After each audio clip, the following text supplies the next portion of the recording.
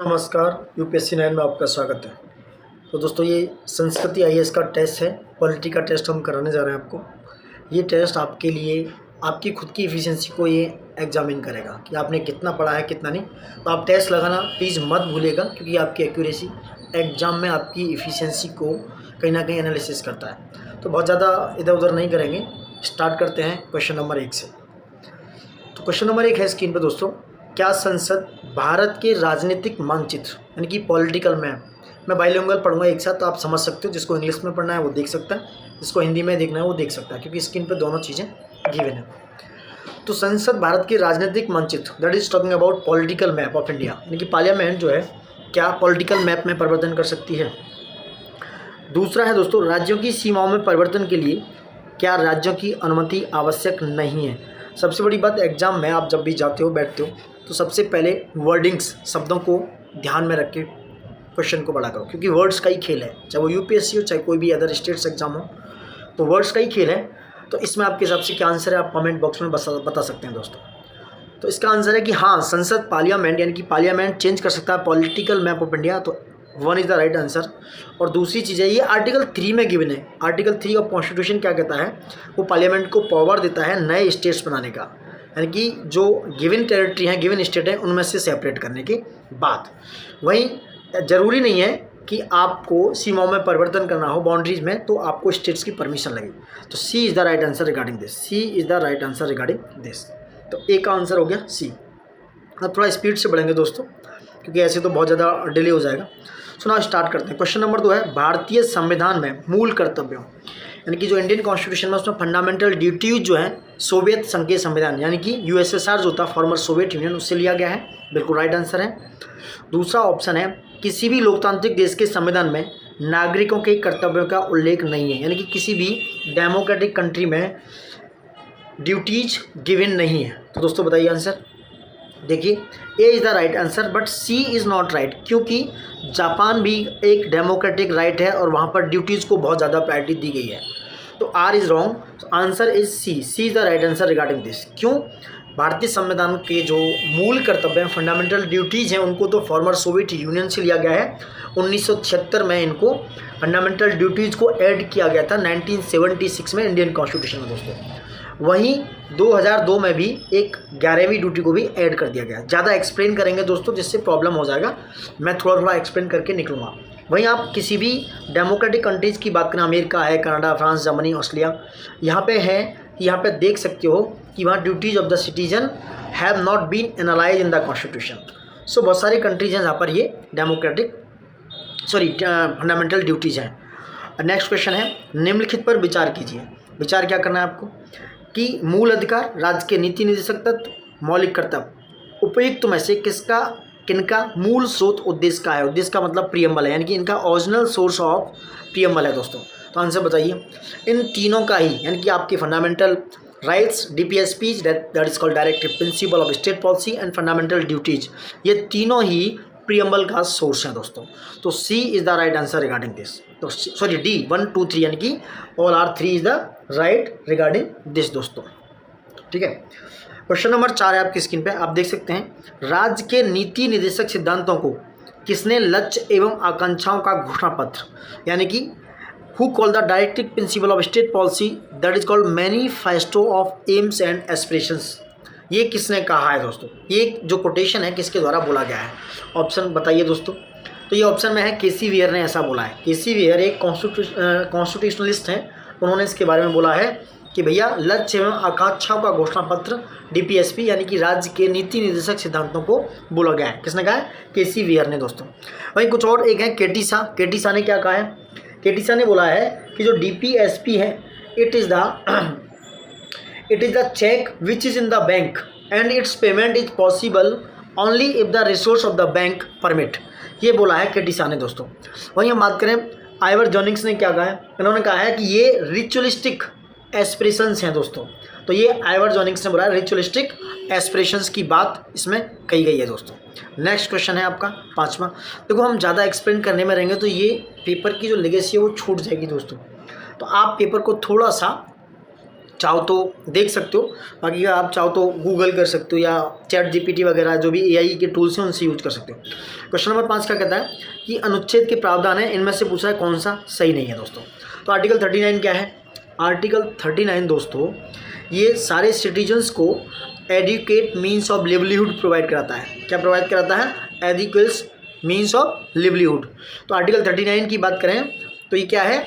A is wrong answer. बाकी के ये सारे सही हैं कि 43 बी में है सहकारी समितियों का गठन, 44 में है समाल सिविल सहायता, 48 ए में है वन्य जीवों का संरक्षण। तो ये तीनों सही हैं, बाकी का 39 गलत है। निःशुल्क विधिक सहायता जो है इसके में किस आर्टिकल्स में आप कमेंट बॉक्स में हमें बता सकते हैं दोस्तों। यानी कि फ्री लीगल एड किस में है? आर्टिकल 39 ए में है दोस्तों ये फ्री लीगल एड। ठीक है, अब नेक्स्ट क्वेश्चन बढ़ेंगे। निम्नलिखित में से किस बात में, यानी किस बात में उच्चतम न्यायालय ने स्पष्ट किया कि हर विशिष्ट मामलों में मूल संरचना के सिद्धांत पर विचार किया जा सकता है? ये कौन सा बात था? आप डायरेक्टली केशवानंद पर जा सकते बट नॉट, यानी कि कौन सा सुप्रीम कोर्ट का ऐसा प्रिंसिपल था बेसिक स्ट्रक्चर का जिसने ये कंसीडर किया? ये था दोस्तों आपका इंदिरा गांधी बनाम राजनारायण केस में। इंदिरा गांधी बनाम राजनारायण केस में ऐसा बोला गया कि भाई ये थोड़ा सा सही से नहीं हुआ है, एक मिनट मैं इसको थोड़ा मिटा के करता हूँ। इंदिरा गांधी बनाम राजनारायण केस में ऐसा बोला गया कि हर विशिष्ट मामले में मूल संरचना के सिद्धांत पर विचार किया जाएगा। Principle of basic structure can be considered in every specific case that comes out from the Indira Gandhi versus Rajnarayan. दोस्तों ये जस्टिस चंद्रचूड़ थे उसमें, उन्होंने डॉक्ट्रिन ऑफ बेसिक स्ट्रक्चर को एवरी स्पेसिफिक केस के लिए बोला था। ठीक है, अब नेक्स्ट क्वेश्चन आपका 7वां। निम्नलिखित में से किस विषय में संशोधन करने के लिए केवल संसद के विशेष बहुमत की आवश्यकता होती है? कमेंट्स में आंसर आप जरूर बताइएगा, और इंग्लिश में पढ़ना है तो आप इधर पढ़ सकते हो कि which of the following subjects requires only a special majority? There are 2 या 3 types majority, just given the answer and given the comments. Special majority of parliament to amend it. दोस्तों कितने प्रकार की मेजोरिटी होती है दोस्तों? तो ये कौन सा ऐसा आंसर है जहाँ पर आपको संसद का विशेष बहुमत की जरूरत है? देखो आपका बेसिक जो स्ट्रक्चर है वो क्या है इनमें से सब, तो मुझे एक ही चीज़ नज़र आती है वो है फंडामेंटल राइट्स, यानी आपके मूल अधिकार हैं जहाँ पर आपको विशेष बहुमत की जरूरत पड़ेगी पार्लियामेंट में जिनको अमेंड करने के लिए। बाकी राजभाषा का प्रयोग आप सिंपल मेजोरिटी से कर सकते हैं, राष्ट्रपति का निर्वाचन भी और संसद में राज्यों का प्रतिनिधित्व भी आप सिंपल मेजोरिटी से करा सकते हैं दोस्तों। तो B is the right answer regarding this, B is the right answer, 7 का बी। क्वेश्चन नंबर 8 पे हम बात करते हैं कि क्या राज्यसभा की शक्तियों के संदर्भ में निम्नलिखित में से कौन सा कथन सही है? ये पावर ऑफ द राज्यसभा की बात हो रही है दोस्तों। पावर ऑफ द राज्यसभा में पहला ऑप्शन है धन विधेयक राज्यसभा में प्रस्तुत नहीं किया जा सकता। बताइए आप, क्या धन विधेयक राज्यसभा में प्रस्तुत नहीं किया जा सकता? बिल्कुल सही है दोस्तों, ये तो सबको पता होगा कि मनी बिल को लोकसभा में ही इंट्रोड्यूस किया जाता है दोस्तों। क्या राज्यसभा अविश्वास प्रस्ताव पारित कर सकता है? ये गलत है, नहीं। अविश्वास प्रस्ताव that is called no confidence motion दोस्तों सिर्फ लोकसभा में पास किया जा सकता है। So C is the right answer regarding this. देखो डिटेल में नहीं जाएंगे दोस्तों, क्यों? नो मनी जो बिल है it can be introduce in Rajya Sabha, it can be introduce in Rajya Sabha. कुछ सर्टेन पावर्स हैं राज्यसभा की कि राज्यसभा ओनली रिकमेंड कर सकता है, रिजेक्शन दे सकता है मनी बिल पे और अमेंड कर सकता है, बट इसको क्या है इंट्रोड्यूस नहीं किया जा सकता राज्यसभा में। ठीक है, ये अमेंड कर सकती है मनी बिल को, रिजेक्ट कर सकती है और अमेंड, बट होगा क्या कि एक समय के बाद राज्यसभा लोकसभा को, यानी कि एक समय, कितना समय, 14 दिन के बाद राज्यसभा लोकसभा को ये बिल रिटर्न कर देगा दोस्तों। ठीक है, अगर ये बिल मनी बिल है ये कौन डिसाइड करेगा? ये स्पीकर ऑफ द लोकसभा। हम डिटेल में जा रहे हैं क्योंकि टाइम लंबा कह सकते हैं। ये कौन डिसाइड करेगा? Speaker of the Lok Sabha decide करेंगे either it is money bill और नॉट। ठीक है, राज्यसभा इसको as a annual financial statement की तरह कंसीडर करेगा। बहुत सारी चीज़ें दोस्तों, बट आप और डिटेल में नहीं घुसेंगे। Answer is C. Question number 9 देखते हैं। मंत्रिपरिषद लोकसभा को विश्वास खोते ही त्यागपत्र दे देती है, यानी कि बात करें क्या council of minister resigns as soon as it loses the confidence of the Lok Sabha. मेरी त्रुटि हो वर्ड्स में, समझ नहीं आ रहा, उसके लिए माफ़ी मैं चाहता हूँ, सॉरी है दोस्तों। वही दूसरा है the ministers are individual answerable to the president. आप आंसर बताइए दोस्तों क्या होगा? ये एसेशन और रीजन का क्वेश्चन है कि मंत्रिपरिषद लोकसभा का विश्वास खोते ही त्यागपत्र दे देती है। यस, राइट आंसर है कि ये खो देती है। दूसरा, मंत्री व्यक्तिगत रूप से राष्ट्रपति के प्रति उत्तरदायी होते हैं। इसका आंसर खोजिए दोस्तों। ऑप्शन है ए, बी, सी, डी। ऑब्वियस है दोनों आंसर राइट हैं कि हाँ मिनिस्टर्स जो हैं वो इंडिविजुअली आंसरेबल होते हैं प्रेसिडेंट के लिए, क्या होते हैं, इंडिविजुअल आंसरेबल होते हैं। A is the right answer. But A और जो आर है वो ट्रू है, आर एक्सप्लेन नहीं कर रहा है ए को, यानी कि एक दूसरे को ये सपोर्ट नहीं कर रहे हैं, क्योंकि जो प्राइम मिनिस्टर है वो यूजुअली होता क्या है, usually this is not constitutionally, usually ये लोकसभा का ही मेंबर होता है। A person who is not a member of either house of parliament, it can also be appointed as a minister but he has resign after 6 month. अगर वो 6 महीने तक उस दौरान, उस मीन टाइम में उसको मेंबर ऑफ पार्लियामेंट नहीं चुना जाता है, चाहे राज्यसभा लोकसभा में, तो उसको रिजाइन करना पड़ेगा दोस्तों, ठीक है। तो इसलिए और भी चीज़ें हैं, council of minister collectively Lok Sabha के लिए रिस्पॉन्सिबल होते हैं और इंडिविजुअली वो प्रेसिडेंट के लिए, ठीक है। क्योंकि जो काउंसिल ऑफ मिनिस्टर यानी every ministers hold office during the pleasure of the president दोस्तों, president. So A is the right answer regarding this. मैं इतनी डिटेल दे रहा हूँ, उसके लिए प्लीज़ थोड़ा सा सपोर्ट दिखाइए दोस्तों, सपोर्ट दिखाना जरूरी है, क्योंकि हम थोड़ा मेहनत करते हैं तो आपका सपोर्ट हमें चाहिए। क्वेश्चन नंबर 10 है कि निम्नलिखित में से कौन संसद के कार्य, ये पार्लियामेंट के कार्य आपको बता रहे हैं। कुछ क्वेश्चन हम चाहे तो ना बहुत जल्दी स्किप करके निकल सकते हैं दोस्तों, क्योंकि सारे ही कार्यपालिका के हैं। लॉ मेकिंग करना, कंट्रोल एग्जीक्यूटिव के ऊपर, control public expenditure. So D is the right answer regarding this, D is the right answer, ठीक है। क्वेश्चन नंबर है प्रोटेम स्पीकर के संदर्भ में है, कौन से आर्टिकल में, आप प्लीज़ कमेंट करके बताइए। इज नॉट करेक्ट, क्योंकि प्रोटेम स्पीकर के संदर्भ में निम्नलिखित में से कौन से कथन सही नहीं है, कौन सा कथन सही नहीं है दोस्तों। प्रोटेम स्पीकर के बारे में बात हो रही है दोस्तों।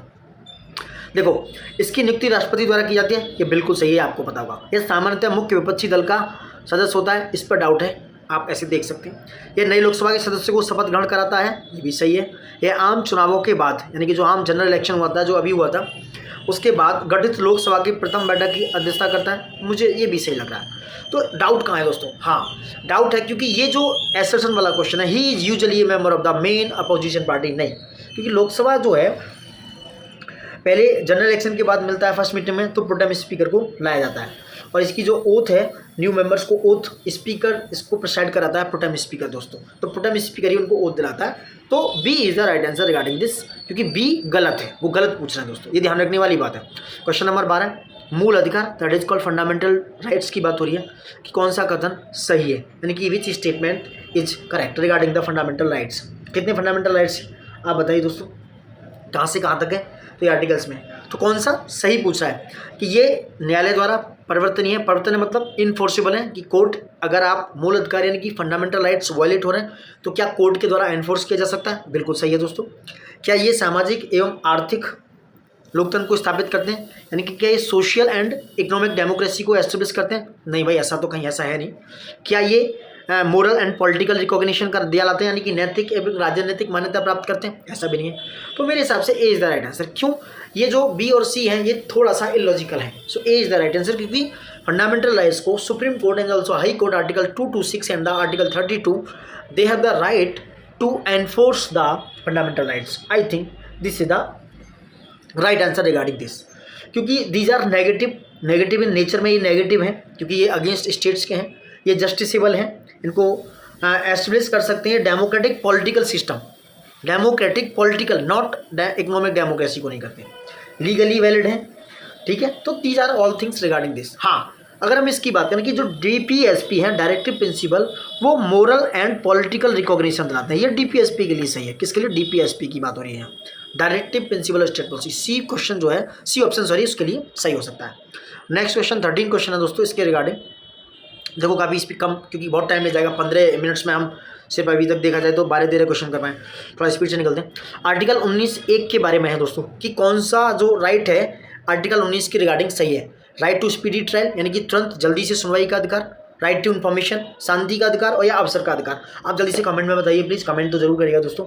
तो आप देख रहे होंगे कि हाँ यार, RTI भी राइट 91 का अधिकार है, हाँ it might be possible, but यहाँ पे जो सबसे ज़्यादा वैलिड है वो ये है, नागरिकों को जो प्राप्त है, सिटीजन्स को जो अवेलेबल है, वो है राइट टू पीस, शांति का अधिकार।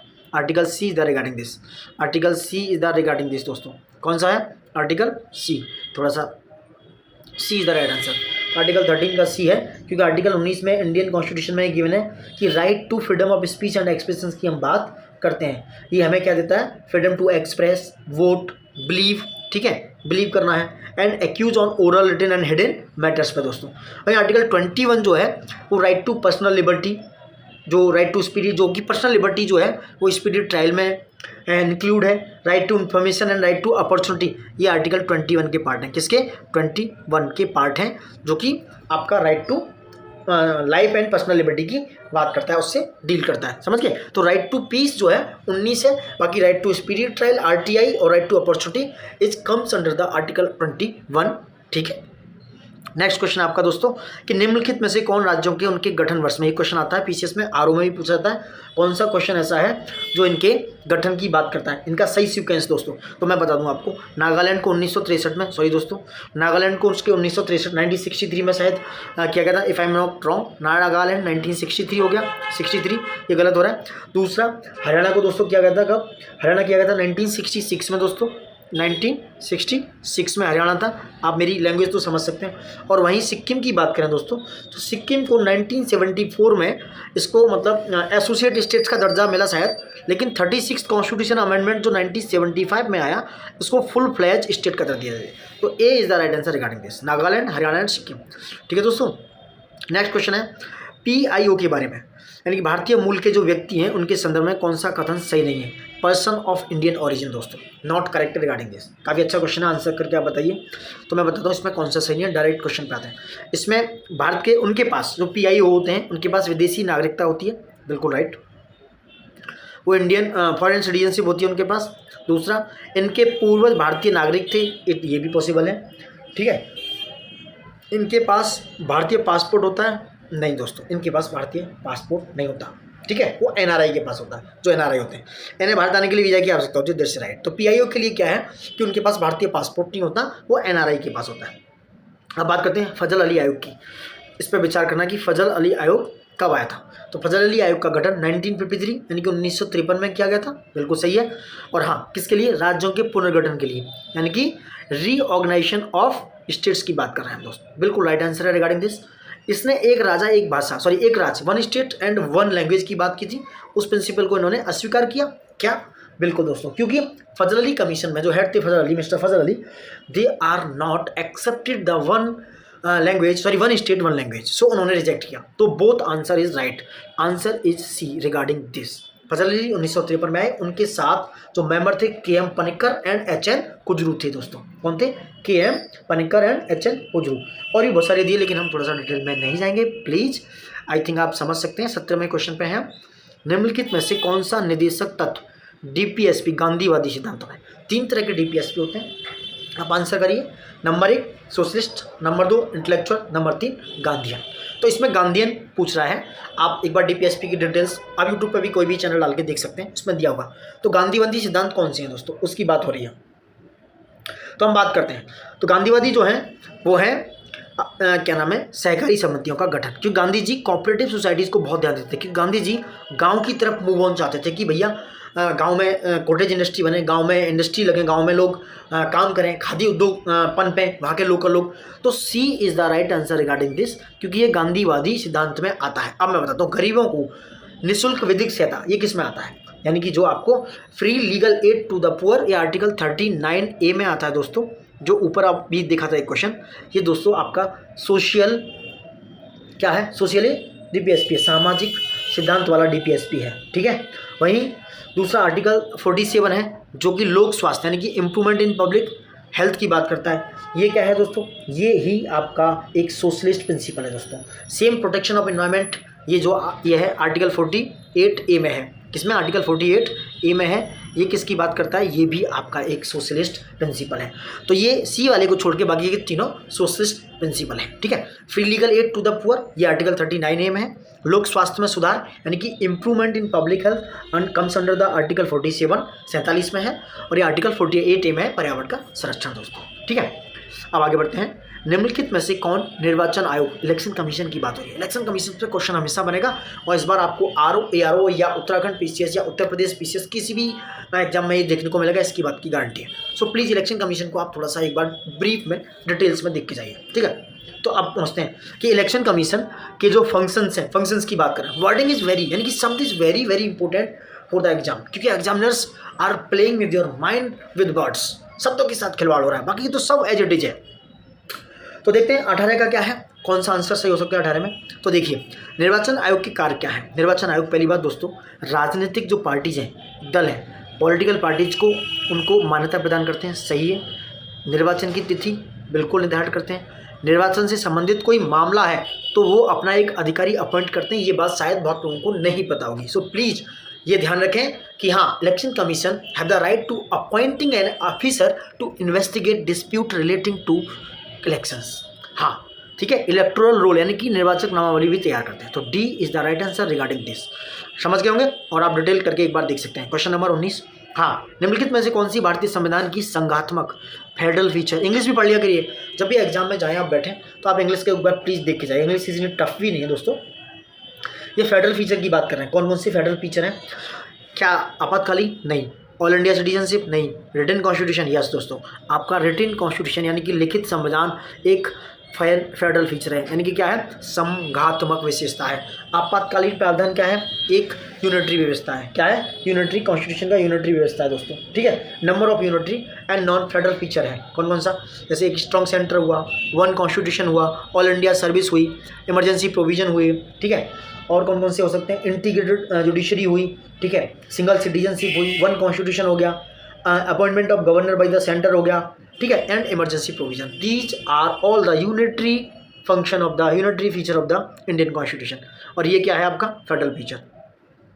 क्वेश्चन नंबर 20 पे बात करते हैं। निम्नलिखित जो वक्तव्य उन पर विचार करना है और आंसर देना है। क्या भारतीय सर्वोच्च न्यायालय की न्यायिक समीक्षा शक्ति अमेरिकी सर्वोच्च न्यायालय से अधिक है। यानी यहाँ पे कंपैरिजन है कि जुडिशियल रिव्यू जो करते हैं क्या वो सुप्रीम कोर्ट की ग्रेटर है यूएस सुप्रीम कोर्ट से। एग्जैक्टली, बिल्कुल सही है। भारतीय संविधान में विधि द्वारा स्थापित प्रक्रिया को अपनाया गया है। विधि द्वारा स्थापित प्रक्रिया को अपनाया गया दोस्तों, नहीं सॉरी, पहला क्वेश्चन गलत है, नहीं, यानी कि जो जुडिशियल रिव्यू पावर है यूएसए की ज़्यादा ग्रेटर है कंपेरिजन टू इंडिया। सो पहला रॉन्ग है दोस्तों, ये ध्यान रखना, मैं थोड़ा सा कंफ्यूज हो गया, पहला इज रॉन्ग। हाँ, भारतीय संविधान में विधि द्वारा यानी कि Indian constitution follow procedure establish by law, this is the right answer is D, यानी A is wrong but R is correct answer regarding this दोस्तों, ठीक है। अब क्वेश्चन नंबर 21 पे थोड़ा तेजी से बढ़ते हैं, लंबा वीडियो नहीं होना चाहिए। क्या संवैधानिक तंत्र की विफलता के आधार पर निम्नलिखित में से किस राज्य में सर्वप्रथम राष्ट्रपति शासन यानी कि प्रेसिडेंट्स रूल लगाया गया था। तो ये लगाया गया था दोस्तों पंजाब में। कब लगाया गया था, पंजाब में लगाया गया था। और कौन से ईयर में लगाया गया था, अगर आपको पता है तो आप प्लीज कमेंट जरूर करिएगा। आर्टिकल 356 की बात हो रही है कि आर्टिकल 356 यानी कि 356 में पंजाब में 1951 में क्या लगाया गया था, प्रेसिडेंट रूल, ठीक है। इसके बाद नेक्स्ट क्वेश्चन है, लोकसभा अध्यक्ष जो हैं उनको उनके कार्यकाल के हिसाब से आपको अनुक्रम में लगाना है दोस्तों। कौन से हैं, मैं आंसर पे आता हूँ। C is the answer regarding this, C. Number 1 है बलराम झाकर, जिनको 1980 से 89 में रखा गया था। दूसरे हैं रवि रॉय, उनको 1989 से 91। तीसरे हैं शिवराज पाटिल, इनको 91 से 96। और वहीं है लास्ट में पी संगमा, इनको 96 से 98 98 तक रखा गया था। तो C is the right answer. निम्नलिखित में से किस अधिनियम के तहत भारत में केंद्रीय लोक सेवा आयोग का गठन किया गया था, यानी कि central public service commission constitute in India which act, कौन से एक्ट में है दोस्तों। तो यह है भारत का 1919 का गवर्नमेंट ऑफ इंडिया एक्ट, यानी कि C is the right answer regarding this, कि 20 अगस्त 1917 को ब्रिटिश गवर्नमेंट ने डिक्लेयर किया था पहली बार कि वो एक रिस्पॉन्सिबल गवर्नमेंट चाहते हैं। उसके बाद ही 1919 में इसको एक्ट किया गया और ये 1921 में दोस्तों फोर्स में आया। कब, 1921 में फोर्स में आया, ये आपसे पूछ सकते हैं। अब क्वेश्चन नंबर है 24, द्वितीय पिछड़ा आयोग यानी कि सेकंड बैकवर्ड क्लास कमीशन की बात हो रही थी, किस प्रधानमंत्री के काल में लागू किया गया, बताइए आंसर। ये आंसर विश्वनाथ प्रताप सिंह के काल में ये लागू किया गया था। किस ईयर में, 1979 में दोस्तों, ठीक है। तो मोरारजी देसाई उस समय गवर्नमेंट कर रहे थे, उसको कॉन्स्टिट्यूट किया था सेकंड बैकवर्ड क्लास कमीशन को, उसको ऐड कर रहे थे मोरारजी देसाई, जिसके आर्टिकल 340 लेके आएगा दोस्तों। तो वो ज़्यादा डिटेल में हम घुसेंगे ना दोस्तों तो बहुत लंबा वीडियो हो जाएगा। अब देखते हैं क्वेश्चन फर्स्ट 25, इनमें विचार करना है।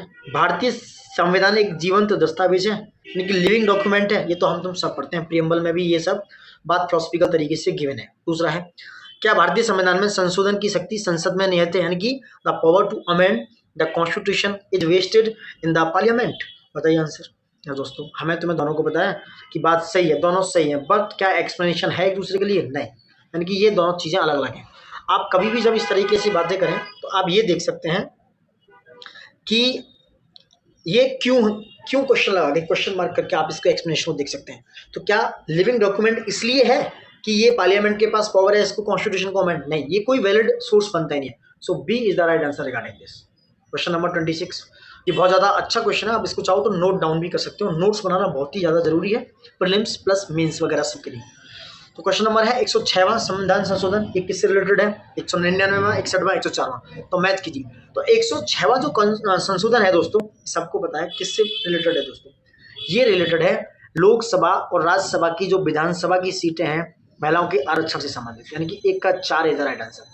99वां जो संविधान संशोधन है वो है NGAC, यानी कि amending regarding the national judicial appointment commission, ये सी वाला किससे है, यानी कि तीसरा, बी का 3 हो गया।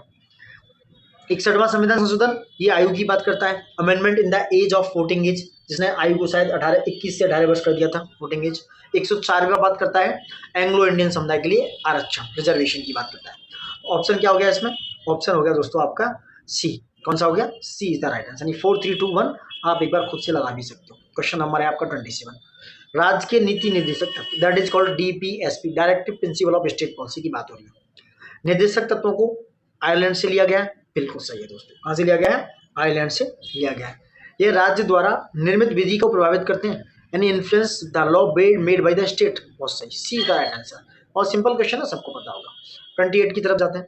भारतीय संविधान की अनुच्छेद 356 के संदर्भ में है ये बात, और ये पूछना है कौन सा इनमें से सही नहीं है दोस्तों।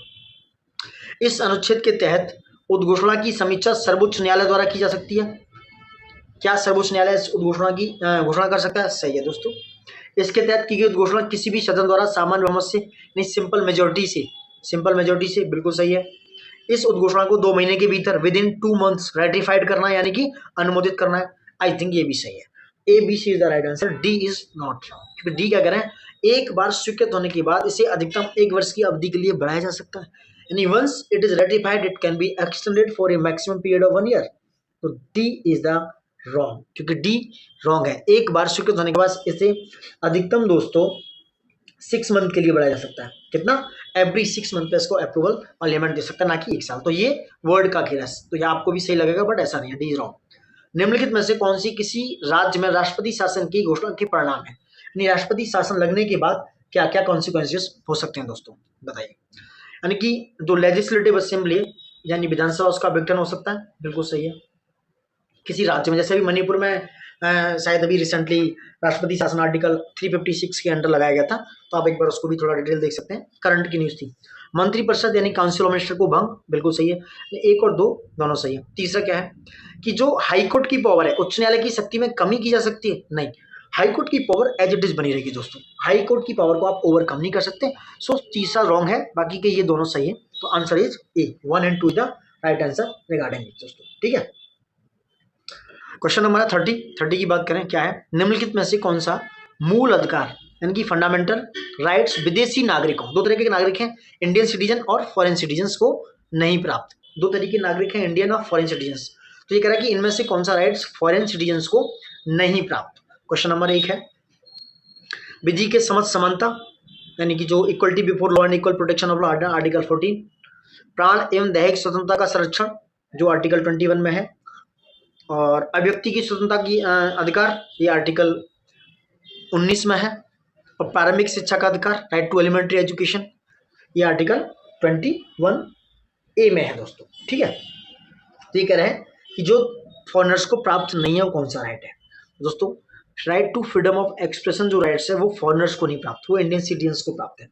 तो वही बात करें, जो राइट्स इंडियन सिटीजन्स को प्राप्त है वो कौन से हैं, वो और फॉरेनर्स को प्राप्त है वो कौन से, मैं बता देता हूँ। आर्टिकल 14 जो विधि की समझ समानता और इक्वल प्रोटेक्शन ऑफ लॉ की बात करता है, ये है। आर्टिकल 20 जो दोनों को प्राप्त है, जो कन्विक्शन और क्राइम्स के बारे में बात करता है। Article 21 protection of personal liberty की बात करता है। और 21A जो एलिमेंट्री एजुकेशन की बात करता है। दूसरा 22 आर्टिकल, ये दोनों को प्राप्त है, यानी कि protection from detention and entertainment in certain cases. और आर्टिकल 23 जो आर्टिकल 23 है, जो फोर्स लेबर के अगेंस्ट और ह्यूमन ट्रैफिकिंग के अगेंस्ट है। ये सारे आर्टिकल्स दोनों को प्राप्त हैं, इंडियन और फॉरेन सिटीजन्स के लिए। क्वेश्चन नंबर 31 है उच्चतम न्यायालय के न्यायाधीश के संदर्भ में निम्नलिखित कथनों में से कौन सा सही नहीं है। उच्चतम यानी कि सुप्रीम कोर्ट के न्यायाधीश की बात हो रही है दोस्तों, इसके बारे में कौन सा सही नहीं पूछ रहा है, नहीं और है उसका ध्यान रखना, क्योंकि यहाँ पे कंफ्यूजन क्रिएट हो जाता है। वह राष्ट्रपति को लिखित त्यागपत्र दे सकता है, यही ऑब्वियस है कि रिटन, ये पीसीएस में आया हुआ क्वेश्चन है, डायरेक्ट वन लाइनर था कि राष्ट्रपति को वो एक रिटन रेजिग्नेशन देगा, बिल्कुल सही है। उसके वेतन और भत्ते यानी कि जो अलाउंस है और सैलरी है वो पार्लियामेंट निर्धारित करेगा, ये भी सही है। वित्तीय आपातकाल के समय उनके वेतन को कम नहीं किया जा सकता, यस दोस्तों, उसके वेतन को कम किया जा सकता है। 3 इज रॉन्ग, यानी कि थर्ड रॉन्ग है, बाकी के 1 और 2 इसके रिगार्डिंग राइट है दोस्तों, ठीक है। आर्टिकल 32 की, सॉरी क्वेश्चन 32 की बात करते हैं, लोकपाल और लोकायुक्त के रिगार्डिंग। उनकी स्थापना का सुझाव निम्नलिखित में से किस आयोग द्वारा दिया गया दोस्तों, किस आयोग द्वारा? बहुत राइट क्वेश्चन है। प्रथम प्रशासनिक सुधार यानी कि फर्स्ट एआरसी द्वारा दिया गया था 1966, 1966 और 70 के बीच में, ठीक है। उसके रिगार्डिंग ये लोकपाल और लोकायुक्त को अपॉइंट किया गया था। और इसको कौन अपॉइंट करता है भैया, आंसर बताइए प्लीज एक बार। इसको अपॉइंट करते हैं प्रेसिडेंट, ठीक है। अब निम्नलिखित में से कौन से संविधान के मूल ढांचे से सम्मिलित किए गए मूल ढांचे में, यानी कि basic structure of the constitution कौन कौन सा है इनमें से दोस्तों, ठीक है, बताइए। मुझे तो चारों लग रहे हैं, आपको कौन से लग रहे हैं आंसर करके बता सकते हैं। देखो मूल ढांचा 7वीं अनुसूची भी है, 7वीं अनुसूची, 7th schedule, rule of law, secularism, judicial review, these all are the basic structure of the constitution. So D is the right answer regarding this. अब देखो बेसिक स्ट्रक्चर का एक बार मैं थोड़ा सा, आप चाहो तो लिख सकते हो, मैं बोल देता हूँ क्या क्या है। देखो सुपरमेसी ऑफ द कॉन्स्टिट्यूशन, ये एलिमेंट है बेसिक स्ट्रक्चर का। रूल ऑफ लॉ है, separation of power between the executive and judiciary, judicial review, parliamentary system, rule of law, principle of equality, independence, secularism, federalism वगैरह etcetera. There is a lot of elements regarding this, ठीक है। अब बात करते हैं राष्ट्रपति पर महाभियोग, क्वेश्चन नंबर 34 है। प्रेसिडेंट पर इम्पीचमेंट की बात हो रही है, उसके विचार करना है दोस्तों। क्या संविधान में, देखो वर्ड पकड़ने की जरूरत है, क्या संविधान में संविधान के उल्लंघन के आधार पर महाभियोग चला जा सकता है, ऐसा गिवन है दोस्तों? नहीं, संविधान में गिवन नहीं है, तो ये गलत हो गया। ये कॉन्स्टिट्यूशन में ऐसा इम्पीचमेंट को लेके या evolution of the constitution define ही नहीं है। सो ए इज रॉन्ग, मतलब 1 इज रॉन्ग। क्या राज्य विधानसभाओं के निर्वाचित सदस्य राष्ट्रपति के महाभियोग में भाग लेने के लिए अयर्थ नहीं होते हैं, यानी elected member of the state legislature are not eligible to participate in the impeachment of the president? ये मेरे हिसाब से सही लग रहा है, यानी कि ये जो राष्ट्रपति राज्यसभा के जो मेंबर हैं, ये जो इलेक्टेड मेंबर हैं, ये इम्पीचमेंट में नहीं, उनके इलेक्शन में पार्टिसिपेट करते हैं। तो B is right answer regarding this दोस्तों, ठीक है। अब बात करते हैं, देखो एक और चीज, नॉमिनेट जो मेंबर हैं दोनों हाउस के, चाहे राज्यसभा के हैं चाहे लोकसभा के हैं, वो इलेक्शन ऑफ द प्रेसिडेंट में पार्टिसिपेट नहीं करते हैं, बट उसके इम्पीचमेंट में पार्टिसिपेट में, यानी कि महाभियोग में पार्टिसिपेट करते हैं जो नॉमिनेट मेंबर्स हैं। क्वेश्चन नंबर 35, निम्नलिखित कथनों में से कौन सा सही नहीं है? क्या सही नहीं है? ये बात करता है मुख्य निर्वाचन आयुक्त एवं अन्य आयुक्तों की नियुक्ति राष्ट्रपति द्वारा की जाती है, बताइए कि उसके द्वारा की जाती है कि chief election commissioner and other election commission are appointed by the president. बिल्कुल सही है, नहीं पूछ रहा है, ये सही है, हाँ राष्ट्रपति दोनों की नियुक्ति करता है। निर्वाचन आयोग संवैधानिक संस्था है, यानी कि ये एक नॉन कॉन्स्टिट्यूशनल बॉडी है, नहीं मेरे दोस्तों ये कॉन्स्टिट्यूशनल बॉडी है। कौन सी है? सो दूसरा क्या है, रॉन्ग हो गया, ठीक है। मुख्य निर्वाचन आयुक्त राष्ट्रपति के प्रसाद पर्यंत, यानी कि उसके प्लेजर के द्वारा होल्ड ऑफिस करता है, यानी कि मुख्य निर्वाचन आयोग राष्ट्रपति के प्रसाद पर्यंत ऑफिस को होल्ड करता है दोस्तों। ऐसा नहीं है कि उसका अपना एक कार्यकाल होता है, क्यों? क्योंकि वो एक कार्यकाल के समय तक उसमें ऑफिस में होल्ड करता है। He does not hold office during the pleasure of the president. So 2 और 3 दोनों ही रॉन्ग हो गए। अब चौथा देखते हैं, संविधान में निर्वाचन आयोग के सदस्यों की पदावधि का उल्लेख नहीं है, बिल्कुल सही है, लेकिन संविधान में उनकी जो पद की अवधि है, टाइम पीरियड क्या होगा, उसके बारे में दोस्तों बात नहीं कही गई है। सो बी और 2 और 3 गलत हो गए, 1 और 4 सही है, ठीक है। आप एक बार देख सकते हैं, इससे क्वेश्चन बनने के पूरे चांसेस हैं दोस्तों, ठीक है। अब आते हैं क्वेश्चन नंबर 36 पे। 36 क्या है? संविधान संशोधन के संदर्भ में निम्नलिखित कथनों पर विचार कीजिए। क्या विचार करना है? नंबर 1, संविधान के लिए राष्ट्रपति की पूर्व स्वीकृति आवश्यक है, यानी कि प्रायर अप्रूवल नीड है संविधान के लिए? नहीं दोस्तों, अगर आप अमेंडमेंट कर रहे हैं अंडर आर्टिकल 368 पार्ट 20 में भाग 20 में, तो आपको prior approval for the amendment of the constitution की नीड नहीं है दोस्तों। और एक और चीज इसी के रिगार्डिंग, अगर जो इस दौरान कॉन्स्टिट्यूशन अमेंडमेंट करने के लिए, संविधान संशोधन के लिए दोनों पार्लियामेंट्स में, यानी कि दोनों हाउसेज में डेडलॉक की स्थिति बन जाती है, तो जॉइंट सिटिंग का कोई प्रावधान नहीं है। दूसरा ऑप्शन क्या कह रहा है? संविधान संशोधन के लिए संसद की संयुक्त बैठक का प्रावधान नहीं है, बिल्कुल सही।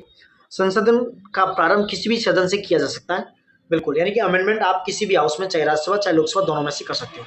तो B is the right answer. A गलत है कि संशोधन के लिए राष्ट्रपति की पूर्व स्वीकृति आवश्यक नहीं है। तो 36 का क्या हो गया? बी। क्वेश्चन नंबर 37, आर्टिकल्स मिलाते हैं, आपको मिला सकते हैं। 324 में क्या है? निर्वाचन आयोग। 50 में क्या है? ये, यानी कि 1 2 3 4 इसका सही है। आप इतना छोटा क्वेश्चन कर सकते हो खुद से भी। आर्टिकल 38 की बात करते हैं दोस्तों। 38 में क्या है? निम्नलिखित पद्धतियों पर विचार कीजिए। उच्चतम न्यायालय यानी कि सुप्रीम कोर्ट एक अभिलेख न्यायालय है, यानी कि supreme court is a court of record है।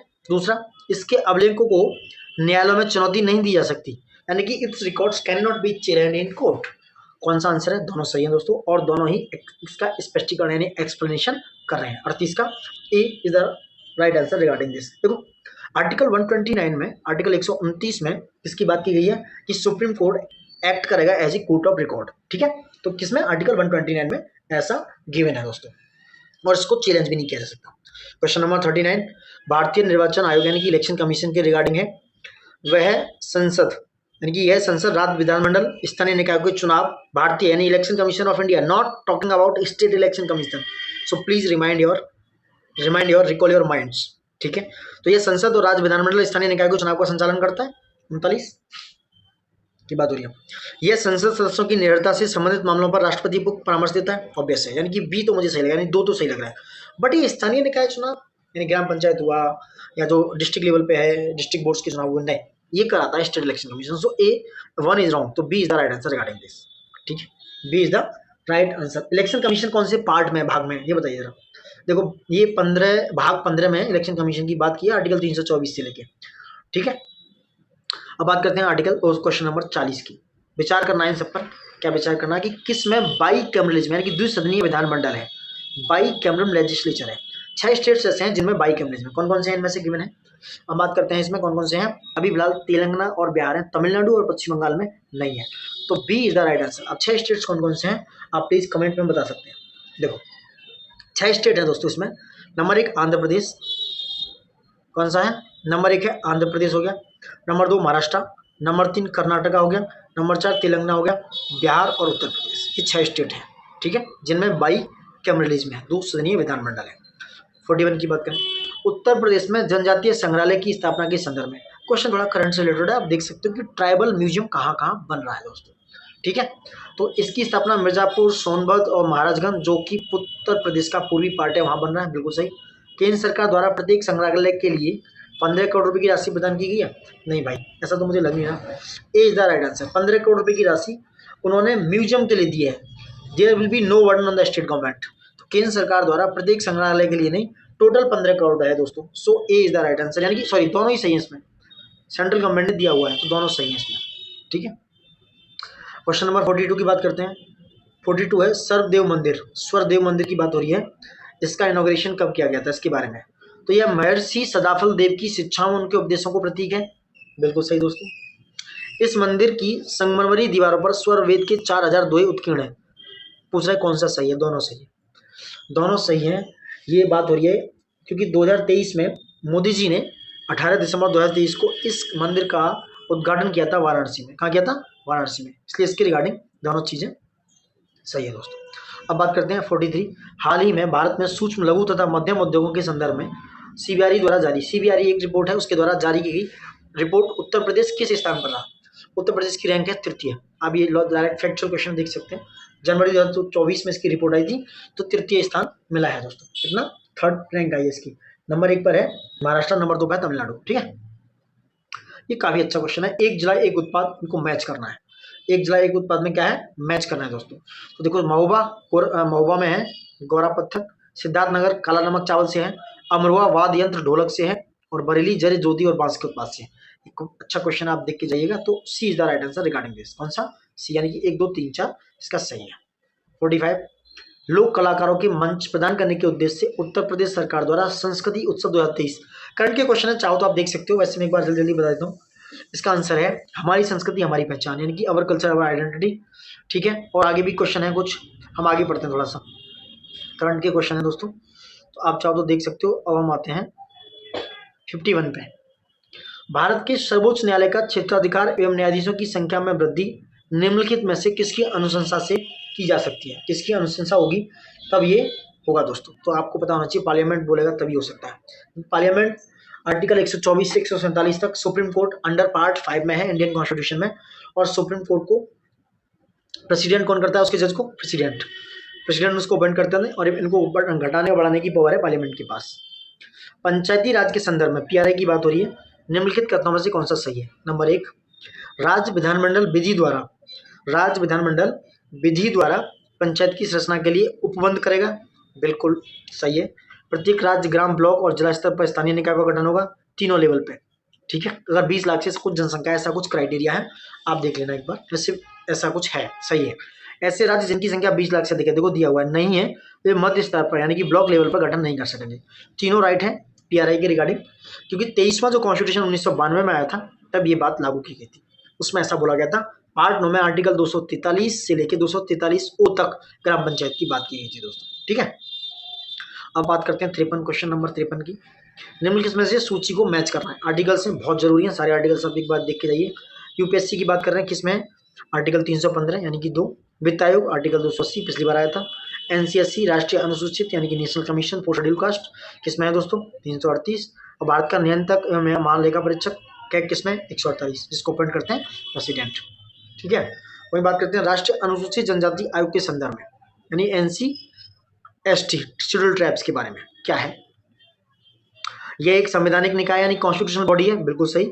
आयोग के वार्षिक प्रतिवेदन राष्ट्रपति संसद के प्रत्येक सदन के समक्ष प्रस्तुत करता है, दोनों सही है, दोनों राइट आंसर है रिगार्डिंग दिस, क्योंकि 2004 में इसको लेके आया गया था और आर्टिकल 338 में जोड़ा गया, 338 में अमेंड किया गया 2003 में दोस्तों, ठीक है।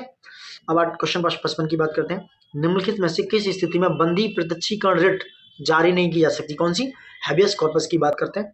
आर्टिकल 32 में सुप्रीम कोर्ट क्या कर सकता है, रिट जारी कर सकता है दोस्तों, क्या कर सकता है, रिट जारी कर सकता है। तो आप एक बार देख के जाइएगा सारी रिट्स। तो ये है आपका, सॉरी ये थोड़ा सा क्या हो गया, हाँ, तो आर्टिकल, एक मिनट,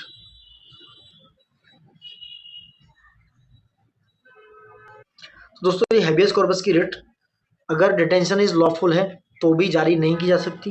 कार्रवाई किसी विधानमंडल के अवमानना के तहत हुए यानी कि proceeding have taken place under contempt of A legislature, तभी आप जारी नहीं कर सकते। अगर उसकी हिरासत यानी कि उसका जो डिटेंशन किया गया है न्यायालय के क्षेत्र से बाहर हुआ है तभी, तो तीनों केस में आप जारी नहीं कर सकते। तो D is the right answer. बाकी का आप एक बार पढ़ लीजिएगा। हाँ, ये रिट जो है पब्लिक अथॉरिटीज और इंडिविजुअल दोनों के अगेंस्ट जारी की जा सकती है अंडर आर्टिकल 32 जो सुप्रीम कोर्ट और आर्टिकल 226 में हाई कोर्ट जारी कर सकता है। 56 की बात कर रहे हैं हम। एक कथन है, असर्शन और रीजन है, डायरेक्ट आते हैं क्वेश्चन पे। कोई भी सरकार नीति बनाते समय राज्य के नीति निर्देशक तत्वों की अवहेलना नहीं कर सकती, ठीक है। दूसरा है, राज्य के नीति निर्देशक तत्व न्यायालय में स्वतः परिवर्तनीय यानी automatically enforceable in the court, नहीं, दिस इज रॉन्ग। यानी ये ऑटोमेटिकल जो एनफोर्सेबल है वो सिर्फ फंडामेंटल राइट्स हैं।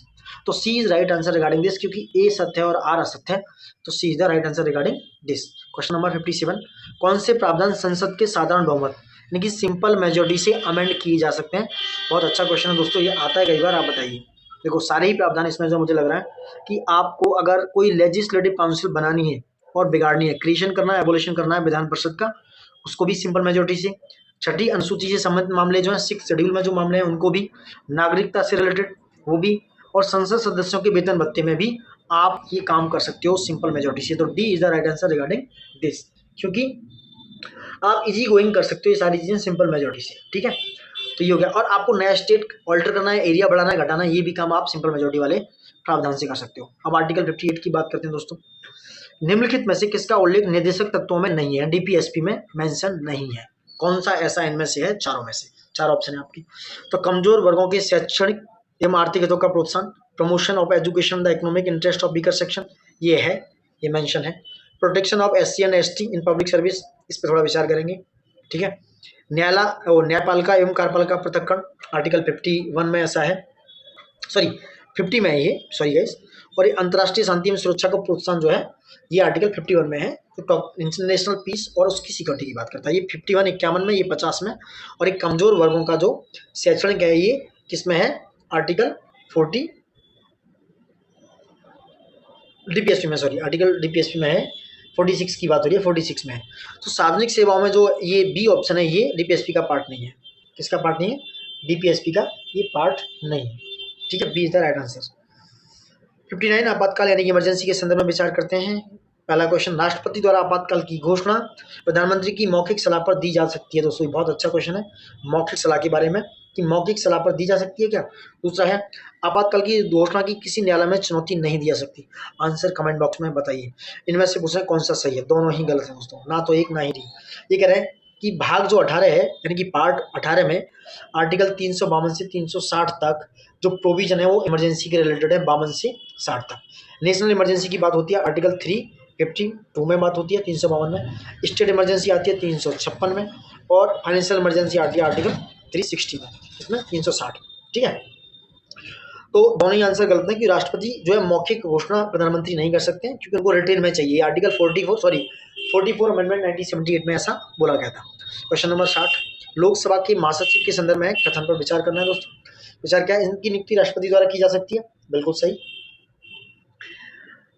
नहीं, secretary general of the Lok Sabha की बात हो रही है कि इनकी नियुक्ति कौन कर सकता है, राष्ट्रपति नहीं करेंगे इनकी नियुक्ति, क्योंकि इनकी नियुक्ति सेक्रेटरी जनरल की नियुक्ति किसके, स्पीकर ऑफ द लोकसभा करेंगे। So first is wrong, speaker of Lok Sabha इसको करेंगे।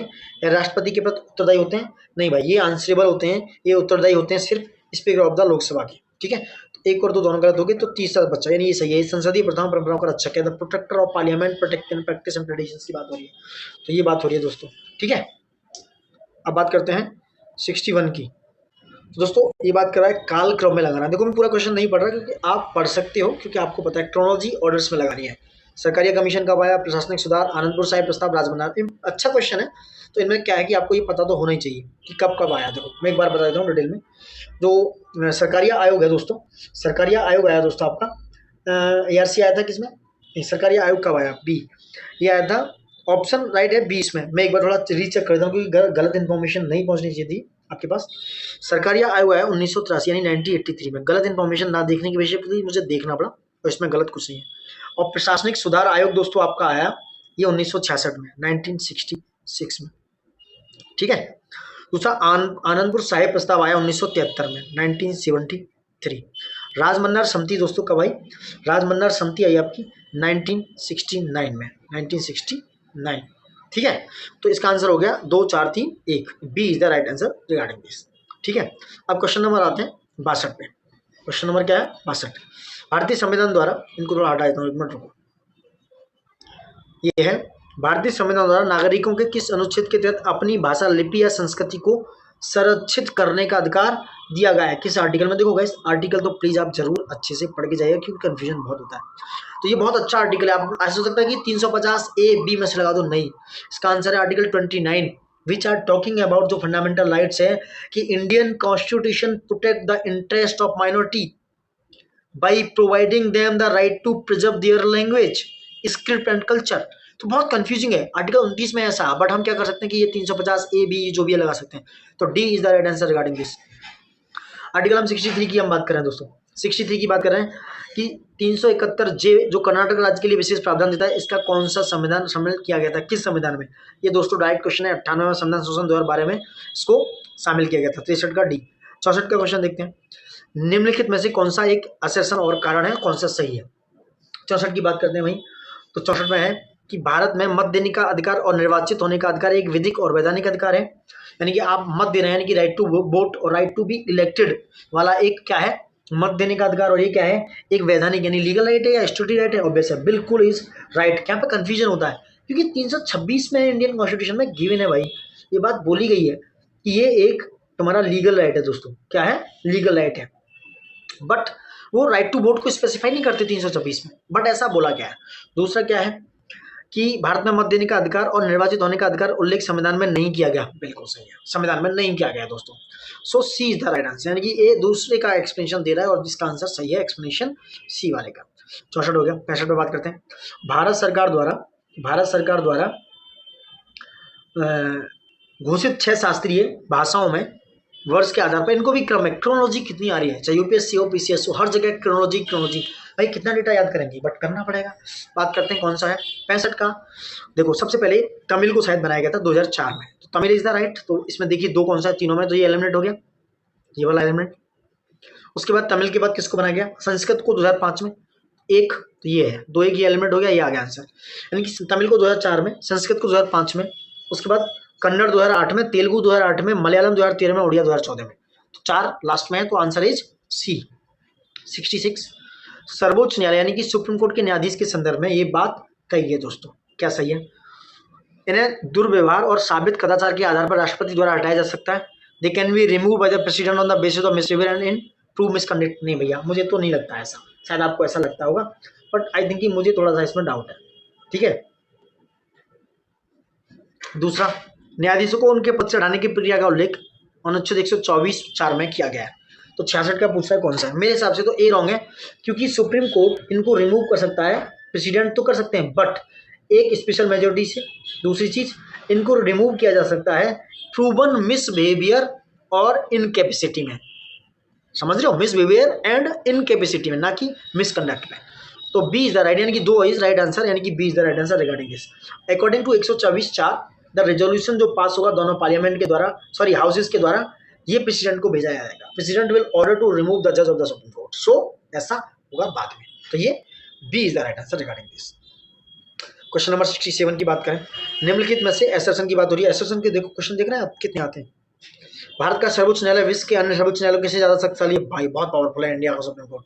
अभी देख रहे हैं बी आर गवई ही रहे, उससे पहले चंद्रचूड़ जी ने कितने सारे वक्त बिल को लेके और भी सारी चीजों को लेके उन्होंने जजमेंट दिया। तो it's very most powerful supreme court in the world. Bharat का सर्वोच्च न्यायालय संघीय न्यायालय एवं अंतिम अपीलीय न्यायालय है। उसके साथ नागरिकों को अधिकार का गारंटी भी देता है। दोनों सही है, C is the right answer. इसलिए तो वो सबसे ज्यादा स्ट्रॉन्ग है। 68 71वें संविधान संशोधन की बात कर रहे हैं हम, कि 71वां संविधान संशोधन की बात हो रही है। क्या कह रही है? 8वीं अनुसूची में कौन किसको लाया गया था? तो 8वीं अनुसूची में 71वें संशोधन से, ये देखो यूपीएससी का क्वेश्चन है, 24 का क्वेश्चन आप देख सकते हो। 8वीं अनुसूची में किस किसको लाया गया था? देखो 71वें संशोधन से 8वीं अनुसूची में दोस्तों सिर्फ कोंकणी और नेपाली को जोड़ा गया था। किसको? कोंकणी और नेपाली। इसमें जो गिवन है, वैसे देखो मैं तुम्हें एक बार और डिटेल बता देता हूँ। 21वें संशोधन से जो 1961 में आया, उसमें सिर्फ सिंधी भाषा को 8वीं शेड्यूल में जोड़ा गया, सिंधी। 71वें वाले से 4 लैंग्वेज जोड़ी गई थी 1992 में, 1992 में। नेपाली, मणिपुरी, कोंकणी, शायद 3 है, सॉरी गाइस, नेपाली, मणिपुरी, कोंकणी को जोड़ा गया था। हाँ, 92वां संशोधन जो आया 2003 में, उसमें 4 जोड़ा गई थी। कौन कौन सी? बोडो, डोगरी, मैथिली और संताली। ठीक है। उसके बाद 92 में जो संशोधन था 2003 में, उसमें जोड़ा गया था इनको। तो ये जो 8वीं अनुसूची 71वां संशोधन था 1992 में, उसमें सिर्फ कोंकणी, नेपाली और मणिपुरी को जोड़ा गया था। ठीक है।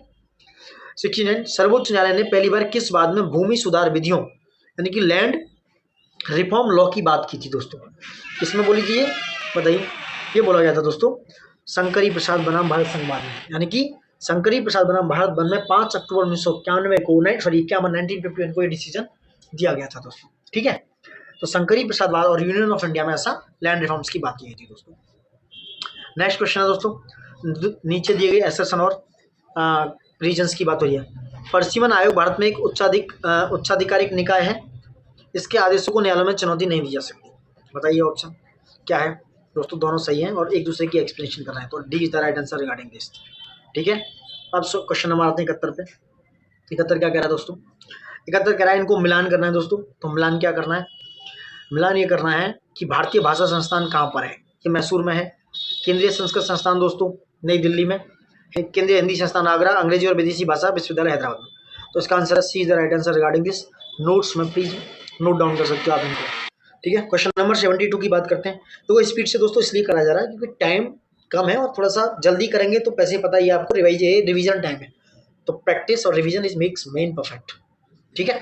तो पंचायती राज की बात हो रही है, यानी कि पंचायती राज के क्रोनोलॉजिकल ऑर्डर में देख रहे हैं आप। क्रोनोलॉजी के क्वेश्चन बहुत आ रहे हैं, चाहे वो हिस्ट्री हो, चाहे पॉलिटी हो, इवन ज्योग्राफी हो, कहीं से भी बहुत सारे क्वेश्चन आ रहे हैं।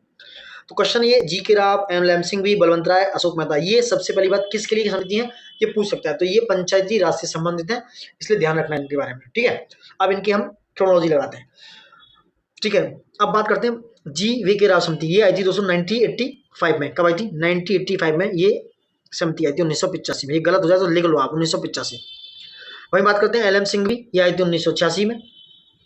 वहीं बात करते हैं अशोक मेहता, बलवंत राय की 1957 में। और बात करते हैं आपके अशोक मेहता की 1977 में, 77 में आई।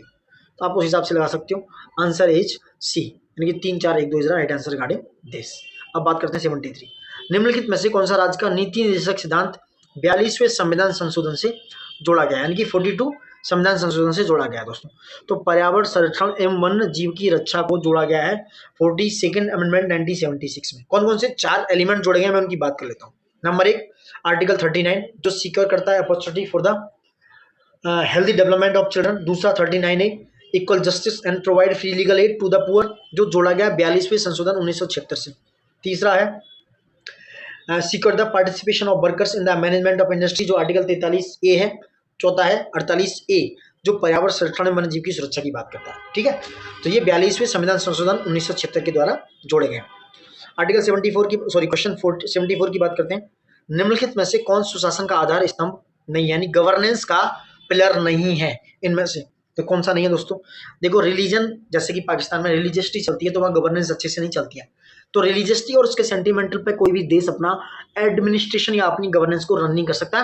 बाकी की सारी चीजें equality, inclusion, transparency, accountability, participation, rule of law, there is a lot of things which can use in the governance. So D is the right answer regarding this. ठीक है, वहीं 75 की बात करते हैं। 75 में क्या है, निम्नलिखित में से कौन से ऐसे उपबंध हैं जो केवल आधे से अधिक राज्यों की विधानसभाओं के अनुमोदन के पश्चात संशोधित किए जा सकते हैं दोस्तों। ठीक है, तो देखो फेडरल जो स्ट्रक्चर है वो सारा विधानसभाओं की जरूरत पड़ेगी, उसमें अनुमोदन की जरूरत पड़ेगी विधानसभा की। तो कौन कौन से ऐसे स्ट्रक्चर हैं जिनमें आधे से अधिक की जरूरत पड़ेगी, तो ये है राष्ट्रपति का चुनाव हो वहां पे, संसद में राज्यों का प्रतिनिधित्व वहां पे, 7वीं अनुसूची संबंध प्रावधान हो वहां पर। विधान परिषद के लिए दोस्तों मैंने बताया था कि अगर एबोलिशन करना है या उनको क्रिएशन करना है उसके लिए सिंपल मेजोरिटी की जरूरत है। वहां आपको more than half of the states का रेटिफिकेशन की जरूरत नहीं है। So A is the right answer regarding this. ठीक है, देखो और डिटेल में नहीं जाएंगे, लंबा हो जा रहा है वीडियो। भारत के संवैधानिक विकास के संदर्भ में निम्नलिखित कथनों पर आपको विचार करना है कि उसका संवैधानिक विकास कैसे हुआ। तो यह भारतीय शासन अधिनियम 1919 के तहत प्रांतीय विषयों में हस्तांतरित और आरक्षित विषयों में विभाजित किया गया, बिल्कुल सही। भारत शासन अधिनियम 1935 के द्वारा केंद्र में द्वैध शासन केंद्र में प्रणाली की शुरुआत हुई, नहीं कुछ नहीं आता, क्योंकि ये जो डायरेक्टली लेके आए थे वो 1935 के द्वारा की गई थी। किसमें की गई थी, ये की गई थी दोस्तों प्रोविंस में, किसमें, प्रोविंस में की गई थी, ना कि उसमें की गई थी। तो A is the right answer regarding this, यानी कि उसमें ट्रांसफर और जो उसके ट्रांसफर और रिजर्व सब्जेक्ट उनको अलग अलग किया गया था। क्वेश्चन नंबर 77, सूची 1 को उससे मिलाना है, मिला सकते हो चाहो तो, लेकिन मैं मिला देता हूँ। समवर्ती सूची कहाँ से लिया, ऑस्ट्रेलिया से लिया आपने, कहाँ से, कॉन्करेंट लिस्ट ऑस्ट्रेलिया से लिया गया, तो 4 हो गया, चलो मिला देते हैं। राष्ट्रपति द्वारा राज्यसभा में सदस्यों का नामांकन, ये किससे लिया गया दोस्तों, ये लिया गया आपका आयरलैंड से। राष्ट्रपति के विचार ये कहाँ से लिए गए हैं, जो राज्यपाल के द्वारा लिया गया, ये कनाडा और ये अफ्रीका। ठीक है, कौन सा हो गया, आप मैच कर लेना कौन सा आंसर है, बताइए आप। चलो मैं बताता हूँ, B is the right answer regarding this 77 का। 78 की बात कर रहे हैं हम, यानी कि कथन असरसन की बात हो रही है। तो ये क्या है, 70वां संविधान संशोधन भारत के नगरीय स्थानीय शासन की कार्यप्रणाली में सुधार के रूप में आया, बिल्कुल सही। 74वें संविधान संशोधन की नगर पालिकाओं को संवैधानिक दर्जा दिया, सही है। तो ये दोनों की व्याख्या कर रहा है, B is the right answer regarding this. कौन सा, बी। 79, भारत के संविधान के निर्माण के संदर्भ में कौन सा कथन गलत है, 79 की बात हो रही है, गलत पूछ रही है, तो कौन सा गलत है। नेहरू द्वारा प्रस्तुत उद्देश्य प्रस्ताव ने संविधान के निर्माण में भूमिका निभाई, सही है। भारत की शासन व्यवस्था दर्शन प्रस्तावना में यानी कि फिलॉसफी कहाँ होती है, रिफ्लेक्ट होती है उसके प्रेमबल में, बहुत सही बात है। संविधान के आमुख को संविधान के लागू होने के साथ अपनाया गया, नहीं। राज्य प्रमुख का निर्णय, ये सही है, यानी कि सी इज रॉन्ग, सी सही नहीं है, बाकी सब सही है। सी आपका सही नहीं है इसके रिगार्डिंग, बाकी का सब सही है दोस्तों। ठीक है, अब 80 की बात करते हैं। संपत्ति के अधिकार की वर्तमान स्थिति के संदर्भ में कौन सा कथन सही है, यानी कौन सा राइट टू प्रॉपर्टी की बात कर रहा है कि राइट टू प्रॉपर्टी के रिगार्डिंग कौन सा सही नहीं है। देखो ये केवल नागरिकों को प्राप्त फंडामेंटल राइट था, ये सही है। कौन सा सही नहीं है, ये सही नहीं है, ये पहले था अब नहीं है दोस्तों। अब प्राप्त विधिक अधिकार है, ये भी नहीं है। ये प्राप्त विधिक अधिकार है, सही है। ये डी, ये गलत है, यानी कि C is the right answer, यानी 80 का जो है 80 का सी है। पहले ये आर्टिकल 19 एक एफ में था और आर्टिकल 31 जो था वो उसने रिप्लेस किया 44 को कॉन्स्टिट्यूशन 1978 में, बट बाद में इसको 300A में ले गए। आर्टिकल 300A में जो राइट टू प्रॉपर्टी है वो एक क्या है, सिर्फ एक लीगल और एक प्रॉपर्टी क्या है, एक लीगल राइट, एक कॉन्स्टिट्यूशनल राइट नहीं रह गया दोस्तों। ये एक कॉन्स्टिट्यूशनल राइट है ना कि फंडामेंटल राइट। ठीक है, अब क्वेश्चन 80 की बात करते हैं। हाल ही में भारत सरकार ने निम्नलिखित में से किस पड़ोसी देश के साथ वीजा सुविधा के आवागमन को सुगम किया है, समाप्त कर दिया है। ये किसके साथ, म्यांमार के साथ, क्योंकि वहां पर झुंडा शासन लग गया था, यानी कूप लग गया था। ये बुक्स हैं, ये मैच करनी है दोस्तों, किससे किसकी है। देखो अनइक्वल, ये स्वाति नारायण की बुक है, पोजीशन पजेशन बात है, AS ब्याट की बुक है, चर्यवती बुक है प्रणब वर्धन की, और ये सिल्क है आरती प्रसाद की। ठीक है, तो आप इस तरीके से मैच कर सकते हो। 83 हाल ही में नागरिक उड्डयन मंत्री ज्योतिरादित्य सिंधिया द्वारा उत्तर प्रदेश में कहाँ पर हवाई अड्डों का सूची में शामिल किया, हवाई अड्डों का प्रस्ताव रखा गया। सीतापुर में नहीं है, बाकी आजमगढ़, अलीगढ़, श्रावस्ती है, आजमगढ़ है, अलीगढ़ है, मुरादाबाद है और चित्रकूट है, और आजमगढ़ और श्रावस्ती 5 हो गए। ठीक है, टोटल अब उत्तर प्रदेश में कितने हैं? 19 एयरपोर्ट है दोस्तों, 19 याद रखना, 5 अभी नए हैं। अब बात करते हैं निम्नलिखित में से किसे international institute for the unification of private law, ये जो करंट का क्वेश्चन उमा सीकर को बनाया गया था, आप देख सकते हो। अब ये भी लाइब्रेरिया के प्रेसिडेंट कौन है, हो सकता है चेंज हो गए, उनको चेंज कर सकते हो आप। करंट के क्वेश्चन थोड़ा सा देख सकते हो, ये करंट के क्वेश्चन है। टाटा माडा, ये नाइट स्काई विजयी कहाँ पर थी? ये लद्दाख में थी। महादेवता 91 पे आते हैं। क्वेश्चन नंबर 19 91 91 पे आते हैं दोस्तों। जो पॉलिटी का क्वेश्चन है क्या है? एडवोकेट जनरल की बात हो रही है, इसकी नियुक्ति राज्यपाल की सलाह के आधार पर राष्ट्रपति करता है दोस्तों। बताइए, राष्ट्रपति करता है? नहीं, क्योंकि इसकी नियुक्ति राज्यपाल करता है। ठीक है, तो एक रॉन्ग हो गया, बी अपने आप राइट हो गया। हाँ, हो सकता है गलत हो, लेकिन राज्य सरकार के विधि संबंधी सलाह पर देता है, सही है। B is the right answer regarding advocate general. तो थोड़ा डिटेल देता हूँ उसके बारे में। जो एडवोकेट जनरल है वो गवर्नमेंट ऑफ द स्टेट जो होती है उसके लीगल मैटर और परफॉर्म करता है दोस्तों, और उसको गवर्नर क्या करते हैं? अपॉइंट करते हैं आर्टिकल 165 के अकॉर्डिंग। 92 क्वेश्चन देखते हैं 92। संविधान संशोधन के संदर्भ में निम्नलिखित कथनों पर विचार करना है। रेफरेंस द कॉन्स्टिट्यूशनल अमेंडमेंट की बात हो रही है। राष्ट्रपति की पूर्व मंजूरी के पश्चात संसद के किसी भी सदन में प्रस्तुत किया सकता है? नहीं। दोनों सदनों में असहमति होने पर इसकी संयुक्त बैठक का प्रावधान है? नहीं। ये पहले भी रिपीट हुआ है। B is the right answer regarding this. Question number 93 पे आते हैं। 93 क्या है? 93 की बात हो रही है, इंडियन काउंसिल एक्ट की बात हो रही है। Indian council act 1892, appointment of non official members in the legislative council की बात हो रही है। चार्टर एक्ट 1853 में फॉर्मेशन ऑफ इंडियन काउंसिल की बात हो रही है। ठीक है, और Indian council act 1861 Indian participation की बात हो रही है। गवर्नमेंट ऑफ इंडिया एक्ट की बात हो रही है, जो कि abolition of council of state secretary in India की बात हो रही है। तो सी यानी कि 4231 राइट आंसर रिगार्डिंग दिस। ठीक है, कौन सा? C is the right answer regarding this दोस्तों। 93 का सी। 94 पे आते हैं।